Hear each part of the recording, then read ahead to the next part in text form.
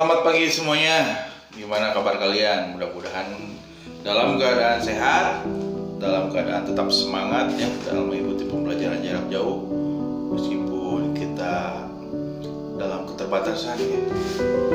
Pada pertemuan kali ini kita kembali lagi di pelajaran seni budaya. Untuk materi yang akan kita bahas pada hari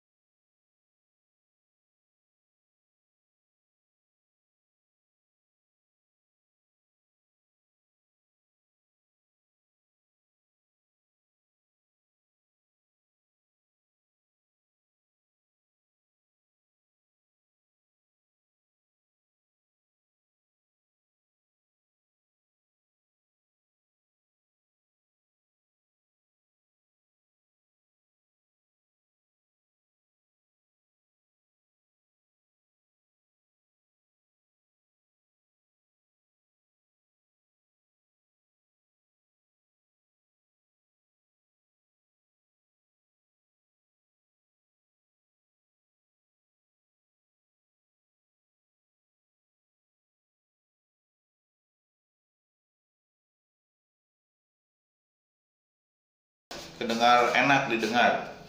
Jadi ada beberapa organ dalam apa?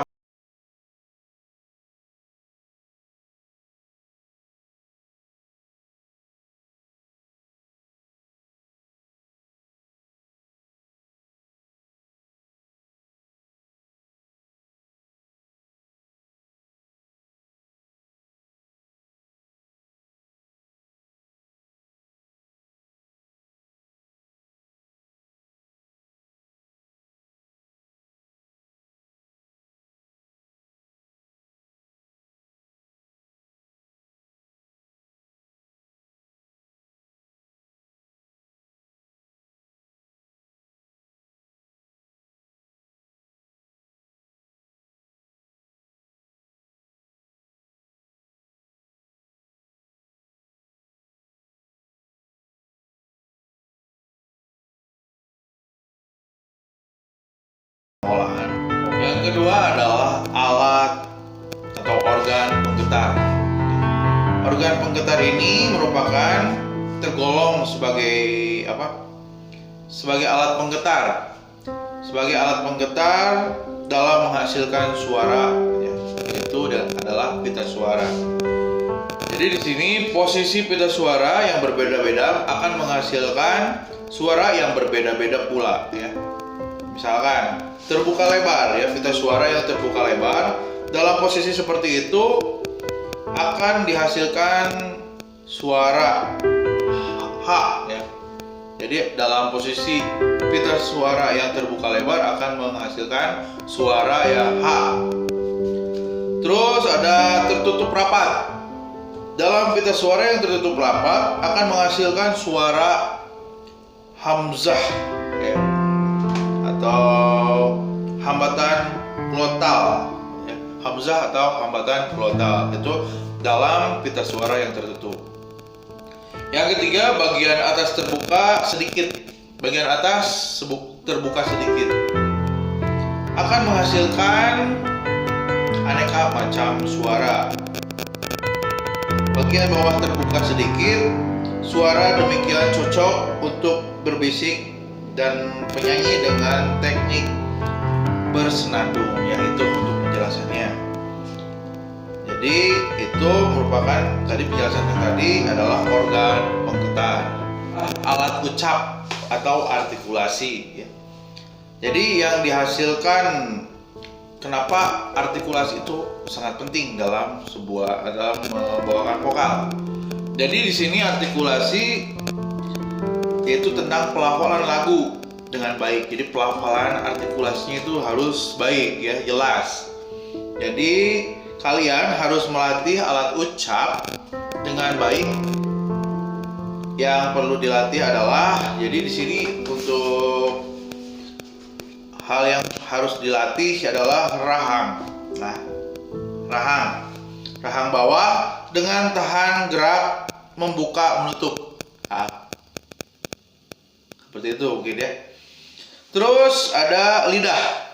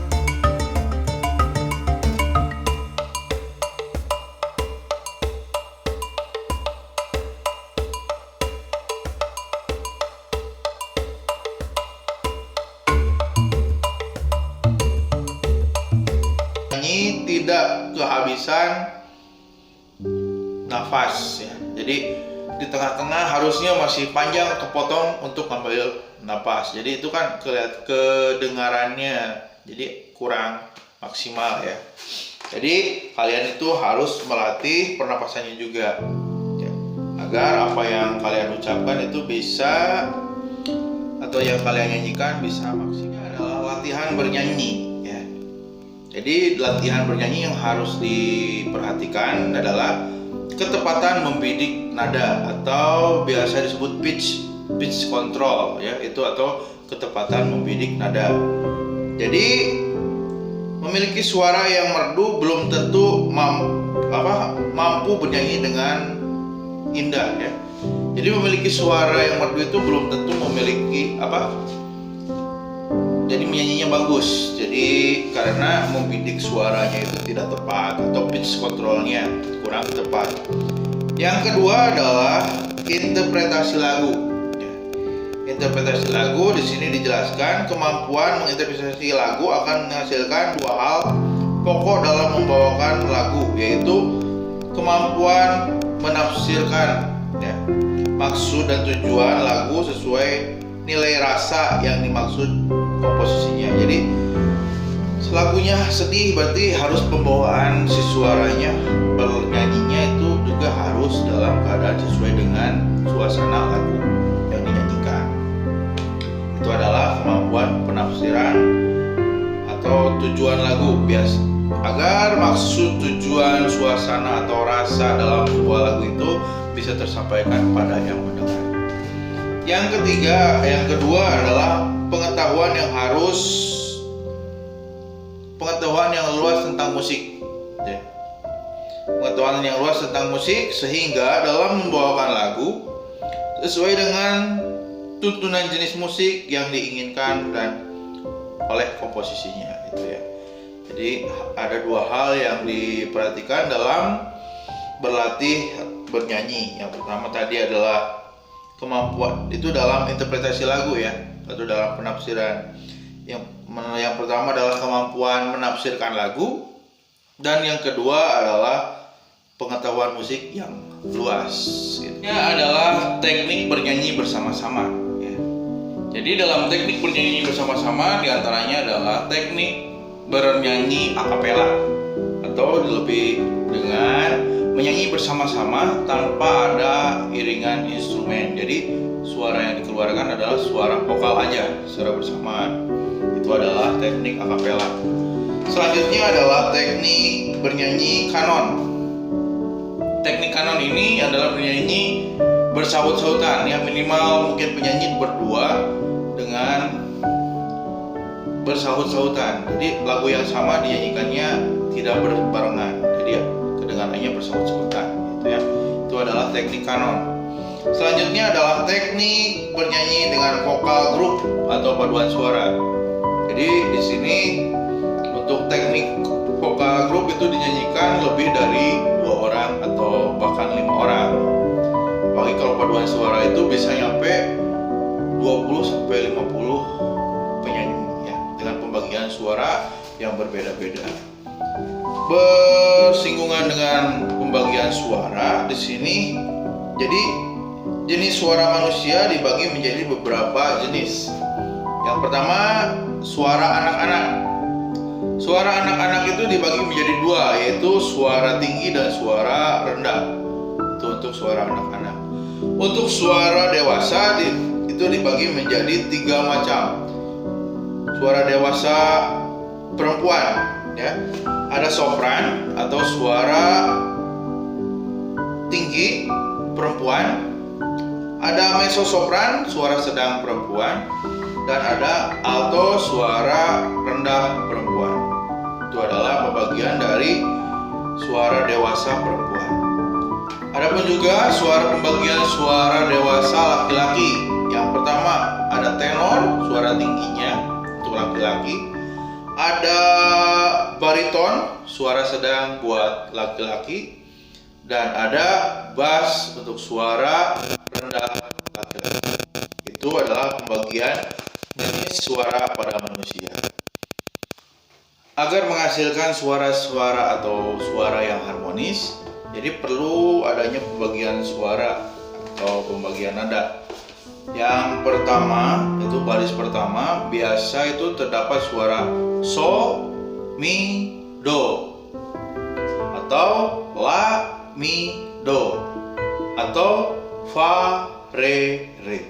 Itu adalah untuk biasa yang digunakan dalam baris pertama lagu.